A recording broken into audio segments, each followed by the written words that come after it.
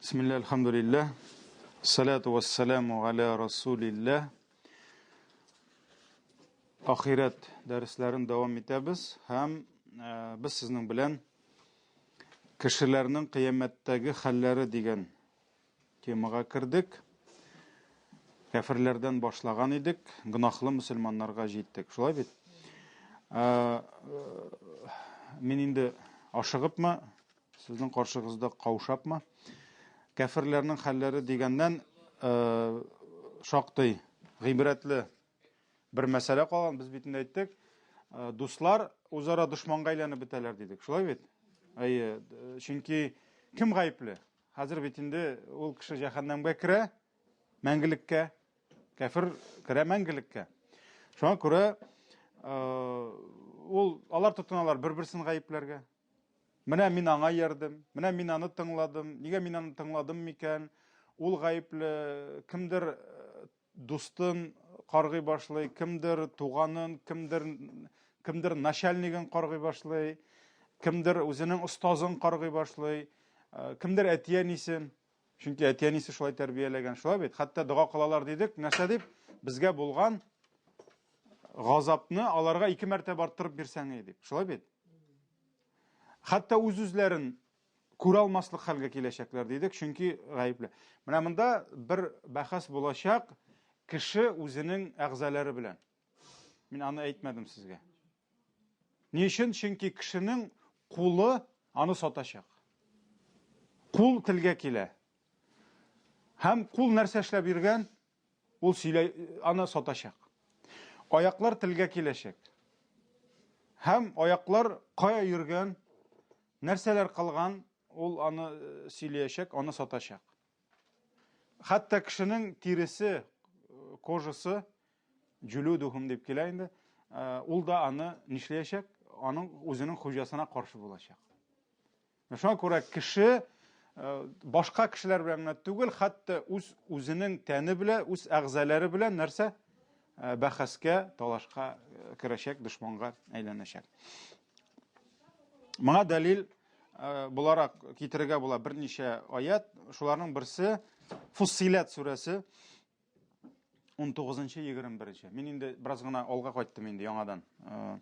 Аллаһ Тәгалә нәрсә ди? Ва яума юхшару а'дауллаһи илан-нар фахум юзагун ди. Ул көнне ди, ягъни кыямәт көнендә Аллаһның дошманнары җәһәннәм каршына җыелачаклар ди. Аллаһның дошманнары кафирләр турында сүз бара. Шулай бит.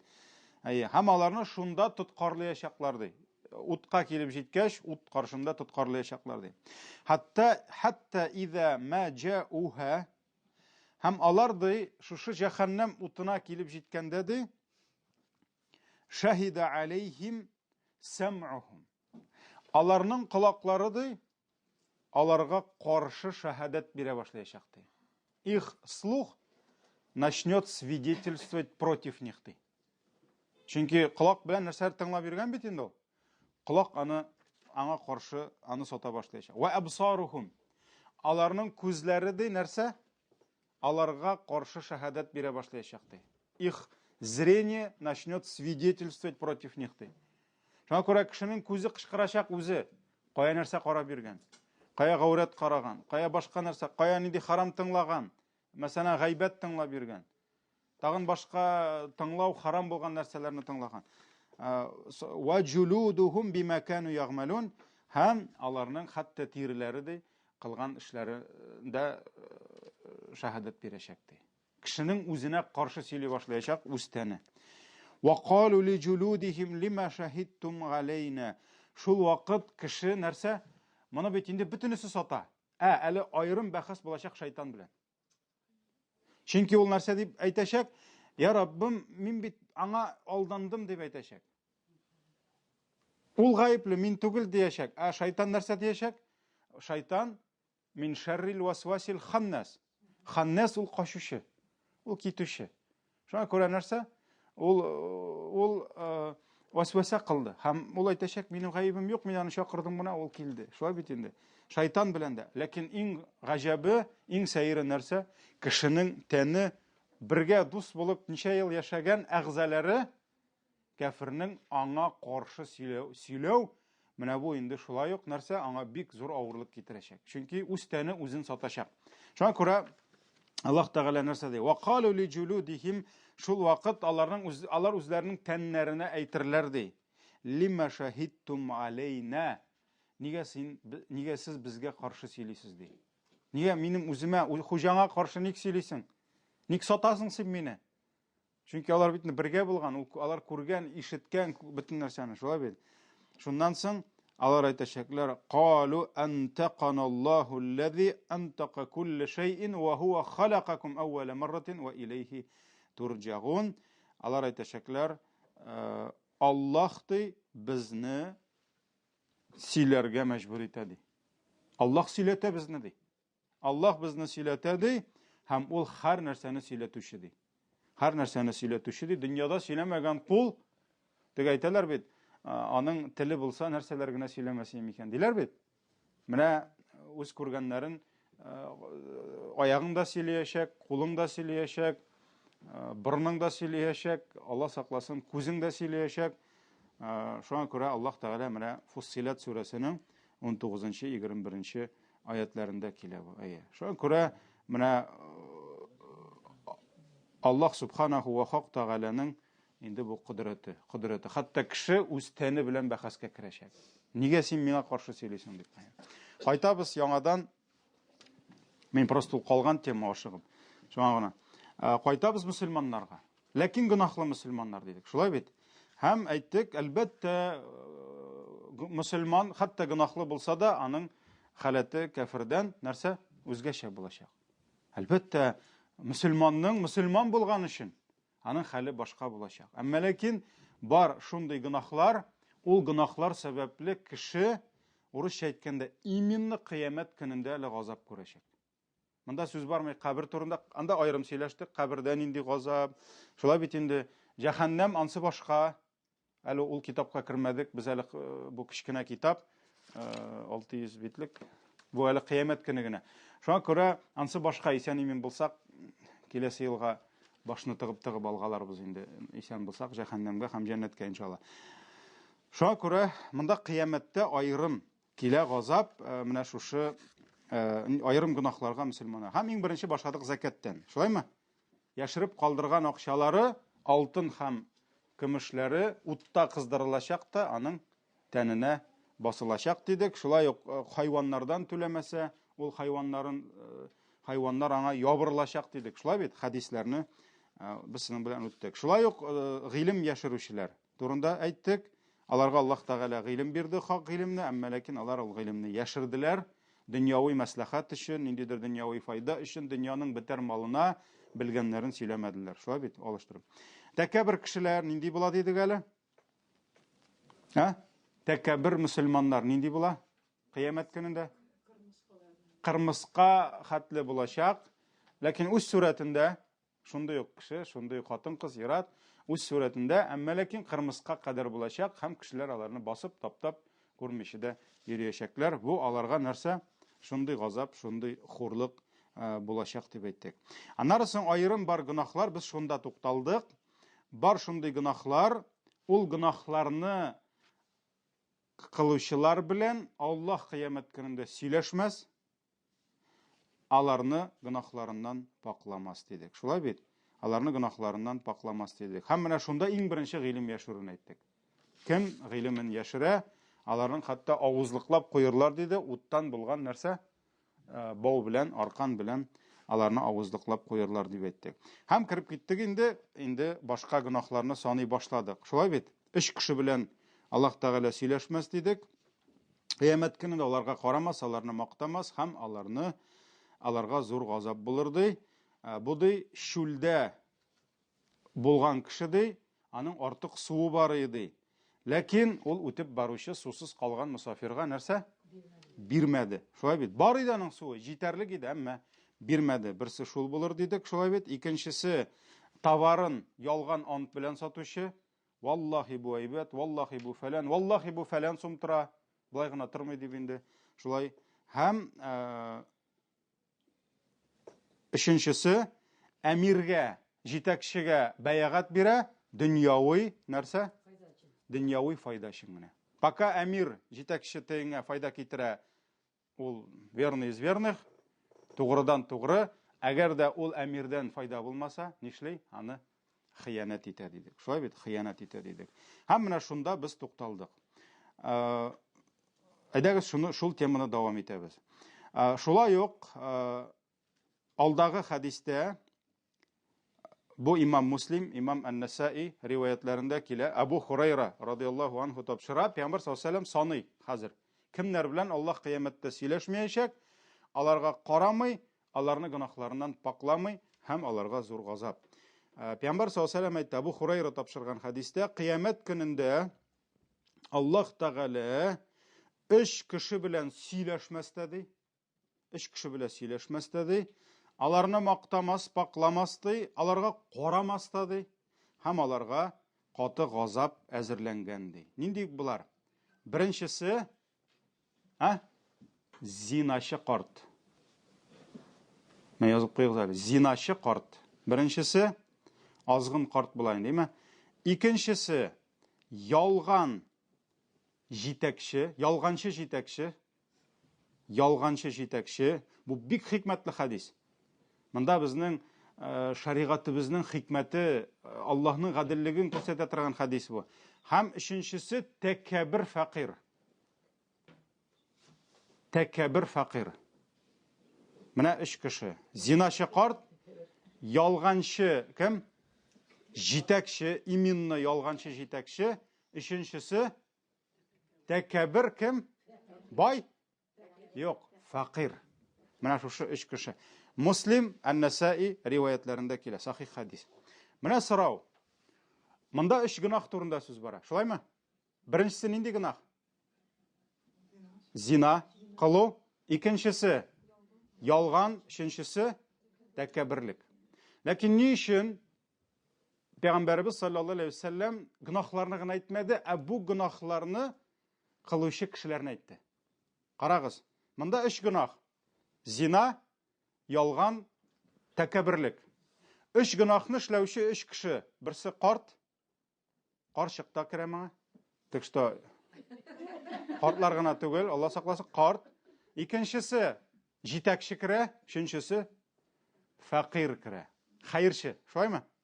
Ни өчен шулай? Карагыз. Мәсәлән, яшь кеше зина кылса, әллә гынах булмыймы? Була. Әллә җитәкче булмаган кеше алдаса гынах булмыймы? Була. Әллә бай кеше тәкәбберләнсә гынах булмыймы? Була. Ләкин ни өчен? Карагыз, Аллаһның хикмәте. Бер үк гынах төрле кешегә төрле дәрәҗәдә язылырга мөмкин. Аллаһның хузурында, Аллаһның үлчәвендә, урысча әйткәндә, учитывается все. Шуңа күрә бер үк гынах бер кешегә бер төрле язылырга мөмкин, икенче кешегә икенче төрле язылырга мөмкин. Моның сәбәбе нәрсәдә? Һәрбер гынахның сәбәбе бар. Ягъни гынахка тарта торган әйбер бар. Менә шушы кешене гынахка тарта торган сәбәп күбәйгән сайын гынах нишлей? Гынах кими. Гынахка, тагын бер әйтәм, гынахка, кешене гынахка этәрә торган сәбәп зурайган сайын гынахасы кими, ләкин бетмей. Гынахка этәрә торган сәбәп кимегән сайын гынах арта. Менә шулай. Карагыз, ничек гадел. Аллаһ Тәгалә гадел. Шуңа күрә аңлатылдымы? Һәрбер гынахка нәрсәдер этәрә, что-то толкает к греху. И чем больше вот эта причина, тем меньше грех. Тем меньше грех. Чем меньше причина, которая толкает человека к греху, тем больше грех. Ни өчен зина чыкар? Менә үлчәүгә салабыз, зина харам. Зина зур гынах. Ләкин кемнең зина кылуы зуррак гынах? Каны кайнаган, яшь, сәламәт булган, бәлки хатыны да юктыр. Яшь егетнең зинасына зуррак гынахмы? Әллә олыгайган, инде картайган, шахваты кимегән бабайның гынахасы, зина кылуы зуррак гынахмы? Кайсы хурлык ныграк хурлык? Бабайныкы. Чөнки бабайны нишлибез? Ул гынахка этәрә торган сәбәп нәрсә? Әзрәк. Ул бабай, инде бабай бит инде хаман зина кылып йөри. Бабай, яларга кирәк бит инде. Ул кадәр аның каны да кайнамый. Инде гаиләсе дә бардыр аның, шулай бит. Шуңа күрә бабайны яшь егеткә карый, гынахка, зинага этәрә торган сәбәпләр әзрәк булу сәбәпле, нәтиҗәдә бабайның ул гынахка керүе күпкә зуррак була. Карагыз, менә шулай йөри. Ә яшь егетнең зина барыбер харам. Алла сакласын. Ул беркемгә дә макрух түгел. Беркемгә дә халал мубах түгел. Алла сакласын. Ул иң кыты вала тaqrabu zina иннаху кана фахишатан ва саа сабила диде. Аллаһ Тәгалә әйтте, зинага якын да бармагыз диде, чөнки бу кабахат яман эш диде. Ул зур гына, хәтта өйләнгән яки кияүдә булган кешенең зина ире хатыны була торып зина кылуы, хәтта үлем җәзасы бирелде шәригатьтә. Шулай бит инде халифәттә. Менә шуңа күрә бу куркыныч әйбер. Әмма ләкин карагыз, монсы да үлчәнә. Монсы да. Шуңа күрә сәбәп күп, нәрсә? Гынахасы әзрәк. Сәбәп әзәя, гынахасы күбәя. Ялганга кайтабыз. Бар, мәсәлән, җитәкче кеше. Ул беркемнән курыкмый. Патша. Аның бар ярдәмчеләре, бар хезмәтчеләре. Һәм ул алдый. Хәтта алдарга нинди сәбәп аңа? Ул бит аның малын беркем дә тартып алмый. Аңа беркем дә янамый. Шулай бит инде алдамаса да. Чөнки аның бар власть, бар көч, бар сакчылары бар. Һәм бар кол. Шул патшаның кулы. Нәрсәдер эшләгән. Патша аны нишләтергә мөмкин? Үтерергә мөмкин. Патша аны халак итергә мөмкин. Патшаны юкка чыгарырга мөмкин. Аның нәрсә? Исән каласы бар. Кайсының ялганында зуррак гына? Кылның ялганындамы? Әллә патшаныңмы? Әлбәттә, патшаны ялганга этәрә торган сәбәпләр әзрәк, шуңа күрә җитәкченең алдавы зуррак гынах кылныкына карый. Чөнки сәбәбе, кылның сәбәбе күбрәк. Аңа исән калырга кирәк, тегесе бусы. Хәтта урлашу. Тукның урлашуы зуррак гынахмы, әллә ачныңмы? Кай вакыт хәтта кешенең ул гынах та булмаска мөмкин, әгәр үлсә. Или үлә, или бер нәрсә ипи кисәк алып булса да ашый. Шулаймы? Шуңа күрә нәрсә? Тукның, байның урлашуының гынахасы күбрәк.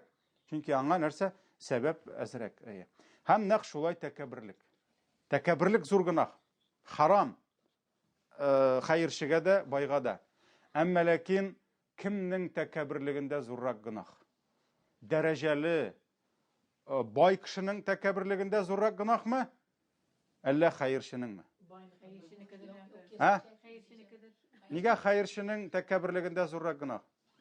Аның тәкәбберләнергә сәбәп юк. Ну нәрсә белән тәкәбберләнсен инде? Ни юк бит инде бер нәрсәсе дә. Берсе юк. Абырынын шигән хәерче. Шулаймы? Тәкәббер хәерче. Шуңа күрә байның аның нәрсә бар? Аның сәбәбе бар. Аның акчасы бар. Аның власть бар. Аның дәрәҗәсе бар. Шуңа күрә аны тәкәбберлеккә илтә торган искушение, фитнә күбрәк, сәбәп күбрәк. Шуңа күрә аның өчен гынах булса да, аныкы барыбер әзрәк була, хәерченең тәкәбберләнеп йөрүенә карый. Чөнки хәерчегә бит нәрсәгә тәкәбберләнергә инде? Юк бит инде бер нәрсәсе дә. Шуңа күрә Пәйгамбәр саллаллаһу алейһи ва сәллям әйтте, 3 кеше диде. Кыямәт көнендә Аллаһ алар белән сөйләшмәс, аларга карамас, гынахларыннан пакламас, һәм аларга газап булачак. Зиначы карт яки карчык икесе дә керә. Шулай бит инде. Ялганчы җитәкче һәм тәкәббер фәкыйрь дип әйтте. Алга таба Абдулла ибн Амр радиллаһу анһума тапшыра, Пәйгамбәр саллаллаһу алейһи ва сәллям әйтте. 3 кешегә кыямәт көнендә Аллаһ карамас диде. Бunda һаман шул исемлек буенча барабыз, индеме? Беренчесе ата-анасын хөрмәт итмәүче. Ата-анасын хөрмәт итмәүче ул дип килә инде, ләкин монда кыз да керә. Чөнки по умолчанию гадәттә хадисләрдә, аятләрдә ир килә, әгәр дә ул аерым ир генә дип әйтелми икән, ул иргә дә, кемгә дә кагыла? Хатын кызга да. Шулай бит? Шуңа күрә ата-анасын рәнҗетүче.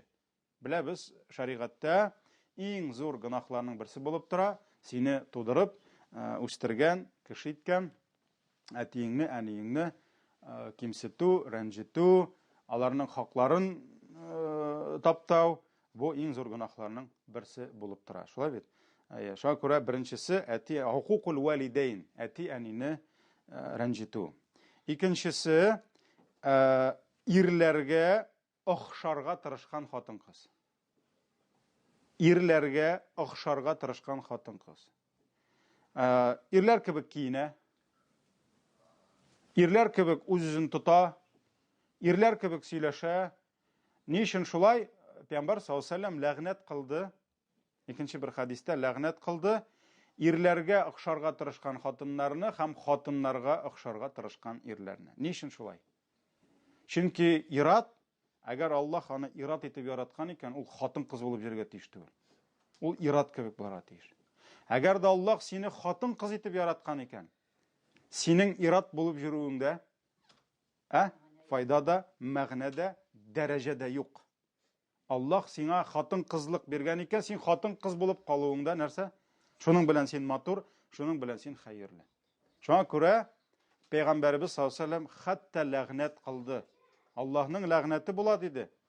Кайсы ирләр хатыннарга охшарга тырыша диде.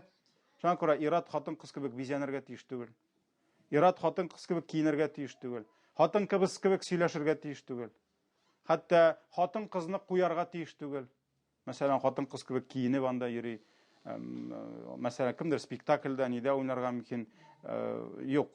Ират булып калырга тиеш. Һәм хатын-кызга да ирләр кебек киенеп, ирләр киемнәре киеп анда. Бүген без шундый вакытта яшибез, шундый җәмгыятьтә яшибез. Кай вакыт кырдан карасаң аңлап булмый. Күзне төшергәме, әллә төшермәскәме дигәндәй, бу иратмы, хатын-кызмы, непонятно. Ират дип әйтер идең, әзрәк теге сакал кебек әйберсе күренә, алкасы бар, штаны ирнеке түгел, яки киеме, үз-үзен тотышы, шуңа күрә аңлап булмый. Яки мәсәлән, мин әле Түбән Камада яшәгәндә бер күршедә бер кыз булып чыкты инде, оказалось. Мин аны малай дип йөри идем. Ул шулай чыгып, ишек төбендә тәмәкеләрен кабызып җибәрә иде, төкереп шулай. Гел ират киеме белән ул. Иратның киемнәрен киенә иде, ул шундый ират костюмнарын кия иде. Берничә елдан соң мин аны аңладым инде, ул хатын-кыз булып чыкты инде. Шуңа күрә нәрсә? Аллаһ Тәгалә иратны ират итеп яраткан икән, ул ират булып калырга тиеш. Хатын-кызны хатын-кыз итеп яраткан икән, ул хатын-кыз булып калырга тиеш. Иратның хатын-кызга әйләнүе хурлык, хатын-кызның иргә әйләнүе хурлык. Һәрберсенең үз урыны, үз дәрәҗәсе. Шулай бит? Алар бер-берсенә керергә тиеш түгел. Шуңа күрә икенчесе, Пәйгамбәр беренчесе ата-анасын рәнҗетүче, икенчесе ирләргә охшарга тырышкан хатын-кыз диде, өченчесе дәюс дип әйтте. Дәюс. Кем ул дәюс? Кем белә, бишле куям? Дәюс, ул инде ничек дип тәрҗемә итәргә? Шүпрәк ир дип әйтсәң дә була инде. Шүпрәк ир дип әйтсәң дә була. Дәюс ул мужчина, у которого нет ревности. Yani аңа барыбер. Мәсәлән, аның кызы бар, аның кызын кемдер килеп җитәкләп алып китә. Ул карап кала, жара, исән сау җыр, давай. Килеп аның хатынын кемдер кочакларга может. Килеп шунда тотып китергә мөмкин. Менә хәзер бит инде без күрәбез. Мәсәлән, кай вакыт яшьләр парлашып киләләр, тегеләр моннан бер пар килә. Шунысы сәер, алар күрешкәндә, моның кызы яки хатыны тегенең ирен кочаклап үбә. Алышып торалар инде бер секундка. Һәм бөтенесе көлә, бөтенесе нормально. Ягъни ират, әгәр дә үзенең кул астындагы хатын-кызларга карата аның көнчелек юк икән, ул дәюс дип атала. Ул җәннәткә керми, Мөгезсез сыермы? Шуңа күрә, мәсәлән, теләсә кем килеп аның хатынын кочаклый, үбә, аның кызын алып китә, аның апасына килеп бәйләнергә мөмкин, аның әнисе белән китергә мөмкин, моның нәрсәсе юк? Менә бу мужская гордость, мужская ревность юк. Демәк, ул дәюс. Менә шүпрәк иренде, көнчелеге. Юк, юаш дип инде кеше бай да юаш булырга мөмкин. Бөтен юаш ирләрне әйләндермәгез нигә теге. Может, ул шундый мәрхәмәтледер. Әмма ләкин менә шундый аңа барыбер. Барыбер аңа. Менә андый булырга ярамый. Бу дәюс дип атала. Хәтта Пәйгамбәр саллаллаһу алейһи ва сәлләм әйтте: "Ад-дәюс ла ядхулул җанна." Дәюскә җәннәттә урын юк диде. Бөтенләй дә. Ну, мөселман булса, ул инде кирер, иншалла, кайчанда булса. Әмма ләкин дәюс булган өчен Аллаһ аны җәһәннәмдә яндырачак. Аллаһ аны газаплаячак, әгәр кичермәсәен. Чөнки Аллаһ кичерүче, Аллаһ гафу итүче, кемне тели, шуны гафу итә. Шуңа күрә мөселман ирендә булырга тиеш ревность, мөселман ире риза булырга тиеш түгел, хатынының аның теләсә кем белән шаяртып, шунда заигрывать итеп, нитеп йөрүләре, ирләрнең килеп аның хатынына, әлбәттә, ул иратта булырга тиеш шушы сыйфат. Көнчелек. Алга таба киттек. Пәйгамбәр саллаллаһу алейһи ва сәлләм тагын бер гынах кыямәт көнендә Абу Хурайра радиллаһу анһу тапшыра. Пәйгамбәр саллаллаһу алейһи ва сәлләм әйтте: Аллаһ Тәгалә ди кыямәт көнендә карамасты һәм аны гынахларыннан пакламасты. Алдагы гынах кем үзенең хатыны белән арт юлга якынлык кылучы дип килә. Арткы юлдан. Чөнки исламда ул харам булып тора. Юк, без алга таба барабыз. Алга таба барабыз. Без санап барабыз. Это тот же грех, то есть грехи кемнәр белән Аллаһ сөйләшмәячәк һәм гынахларыннан пакламаячак. Без нитеп барабыз? Санап барабыз. Алга таба.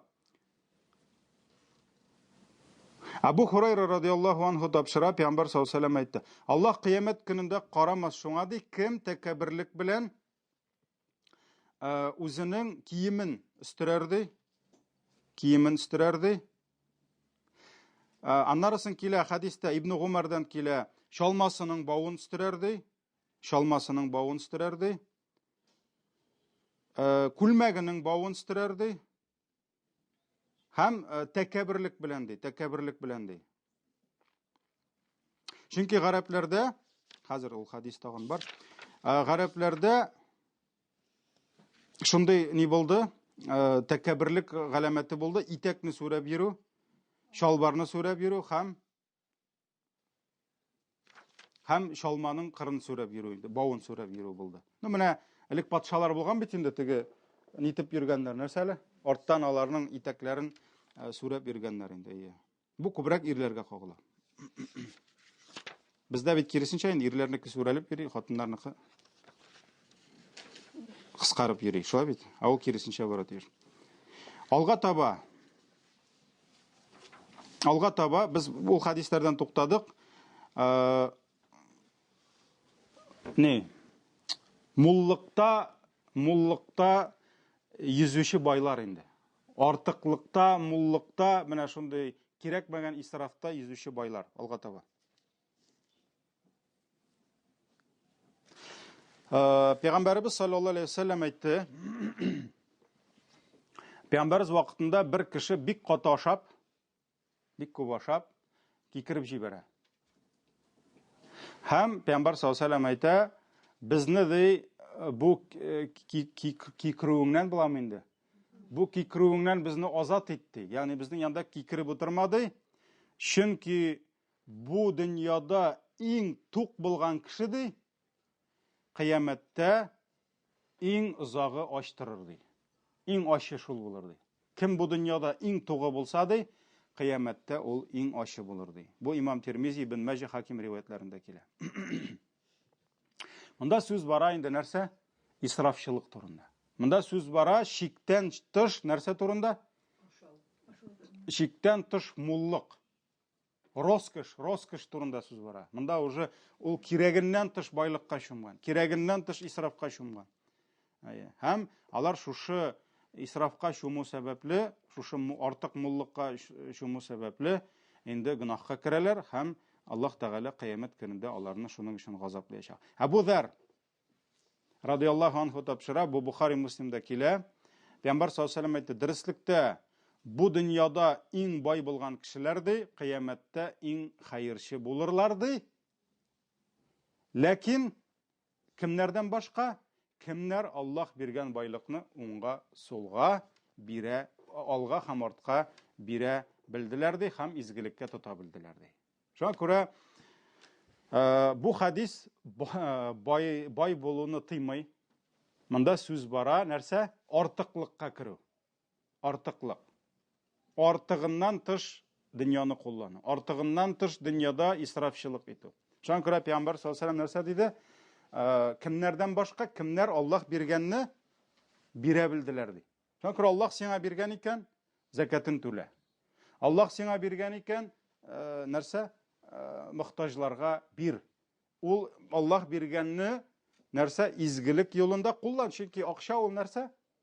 Акча ул инструмент. Акчаң булса, ул җиһаз белән әллә нәрсәләр эшләргә була.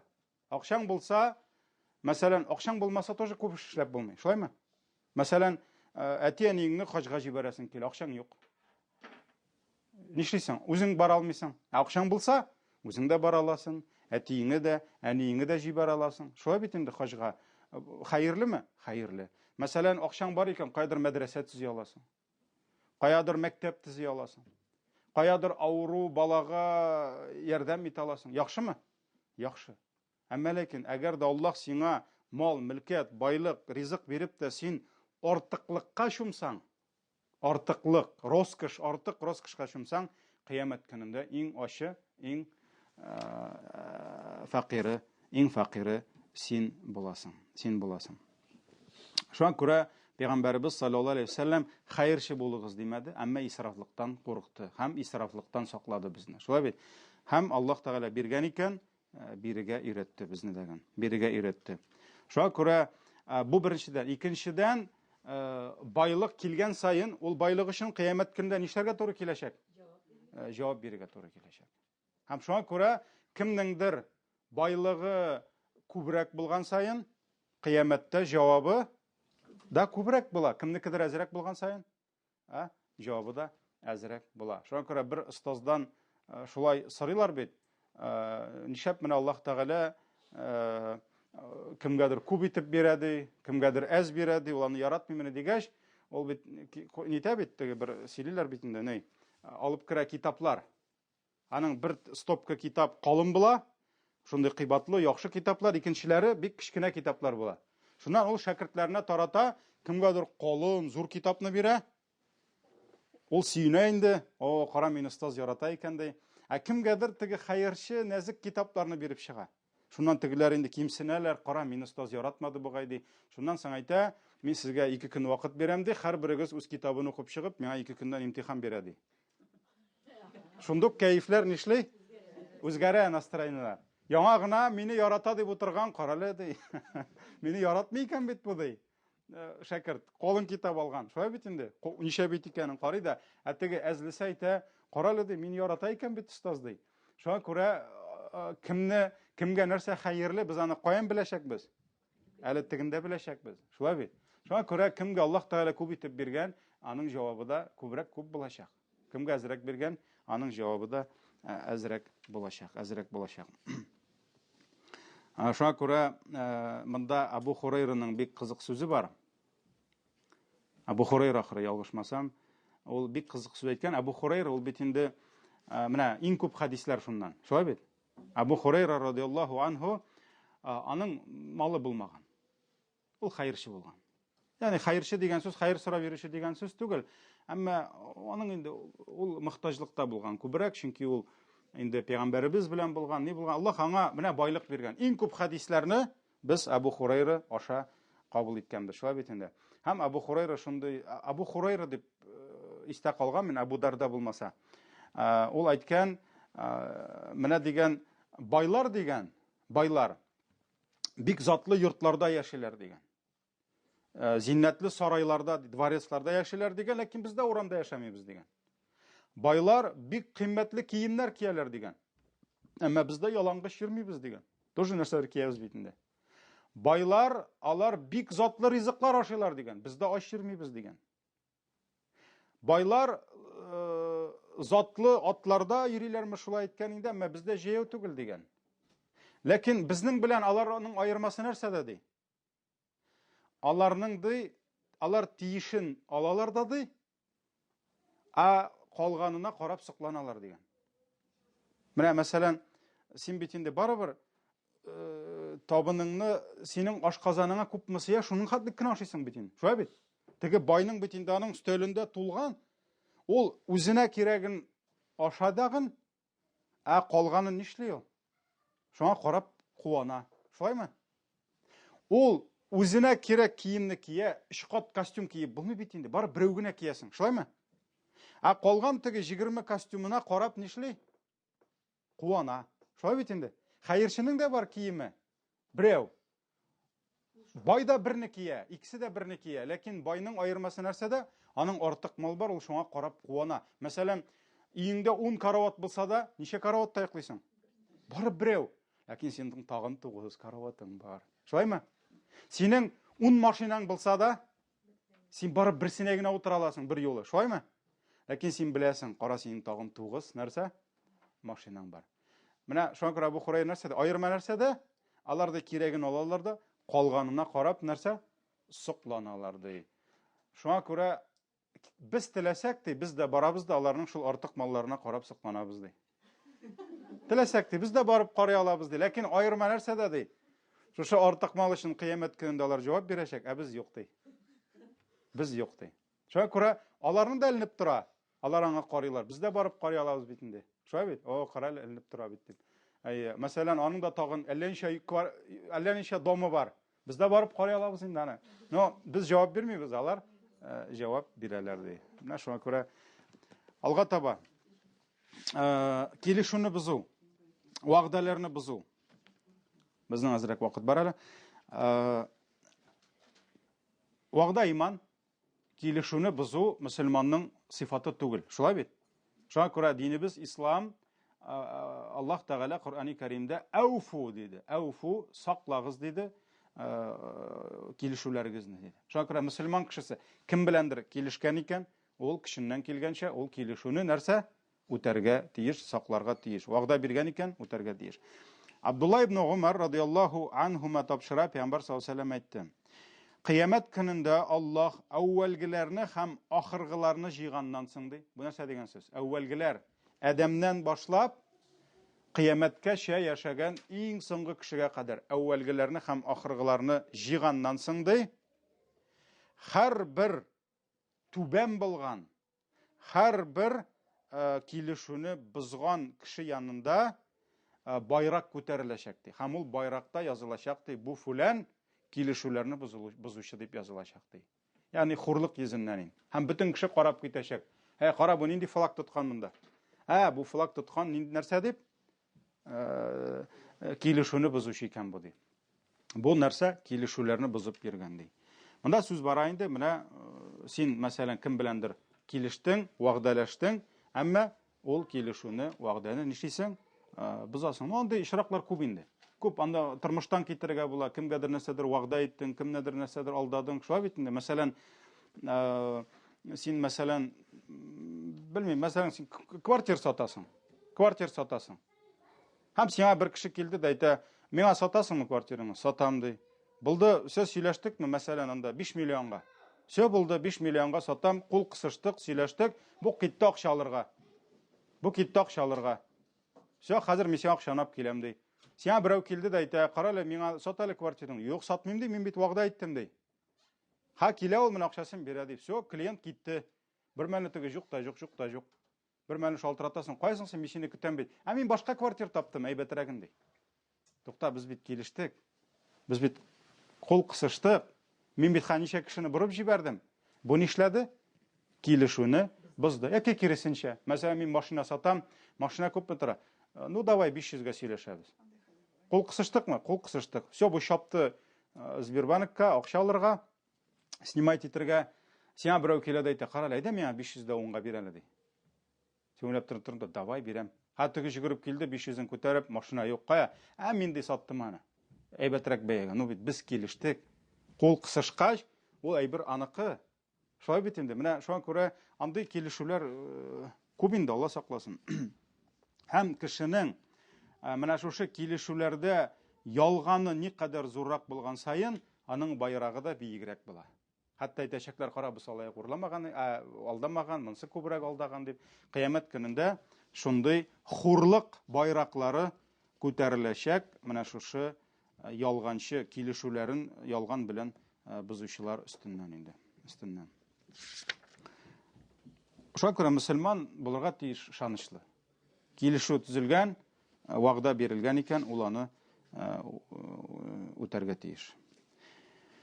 Алга таба сүз бара инде монда ганимәт малын үзләштерү турында. Ганимәт ул трофей дип атала. Шулай бит, трофей. Ләкин монда хәзер аның башка мәгънәсен без башкарак әйтәбез. Трофей ул булган инде, мәсәлән, сугыш вакытында,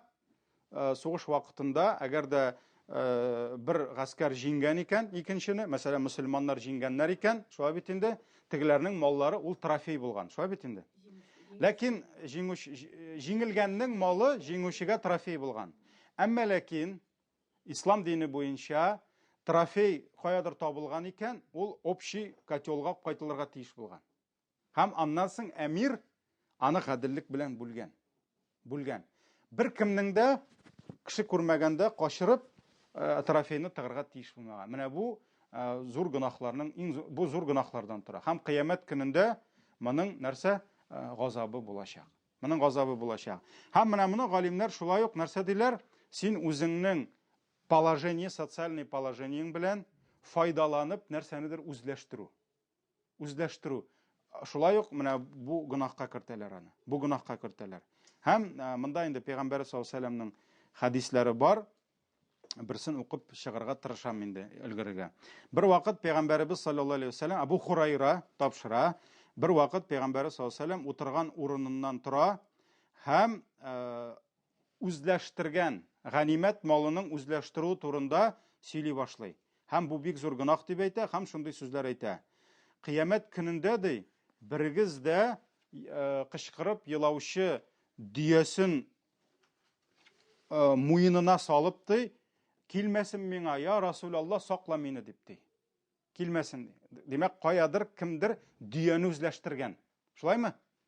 Файдаланып, үзенең дәрәҗәсеннән, эшеннән монда файдаланып үзләштергән, берегез дә килмәгез. Әй Аллаһның илчесе, мине коткар дип. Чөнки мин аңа әйтәчәкмен ди. Мин бүген сиңа бер файда да китерә алмыйм, мин сине коткара алмыйм, чөнки мин сине кисәттем ди. Дөньялыкта мин сине кисәттем, малны үзләштерергә ярамый дип әйттем ди. Шулай ук Пәйгамбәр саллаллаһу алейһи ва сәлләм әйтә, кыямәт көнендә берегез дә кычкырып кешнәүче атын күтәреп килмәсен миңа ди. Я Расулаллах, коткар мине, нишлим дип ди. Чөнки мин аңа әйтәчәкмен ди, мин сиңа бунда бер нәрсә дә эшли алмыйм, мин сине дөньялыкта кисәттем. Дип мин аңа җавап бирәчәкмен ди, бүген бер нәрсә дә эшли алмыйм ди. Берегез дә ди үзенең муенына кычкырып килүче, муенына кычкыручы сарыгын салып килмәсен ди. Я Расулаллах, коткар мине дип, мин аңа әйтәчәкмен ди, дөньялыкта кисәттем, бу дөньяда мин сиңа файда китерә алмыйм дип ди. Ни өчен шулай? Чөнки кеше үзләштергән.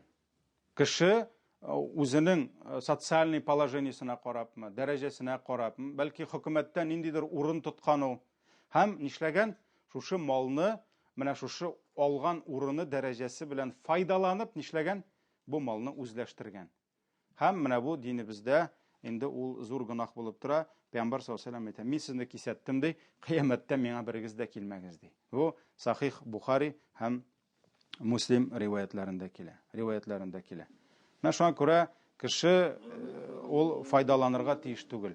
Үзенең Аллаһ Тәгалә биргән дәрәҗәсе, мәсәлән, аның бар икән зарплатасы, аның бар икән ние, мәсәлән, ул үзенең шушы тоткан положениесе белән файдаланып, әгәр дә үзенең кесәсен калынайта икән, гаделсезлек белән мал ала икән, бу инде шушы гөнаһка керә. Һәм алга таба безнең кала әле тагын 5-6 гөнаһ кала. Киләсе дәрестә башларбыз гаделсезлек белән җир үзләштерүдән, яме? Миңа искә төшерерсез шуны, һәм 200-лелектән инде шушы 2 нидән гөнаһтан дәвам итәбез. Субханакаллаһумма бихамдик.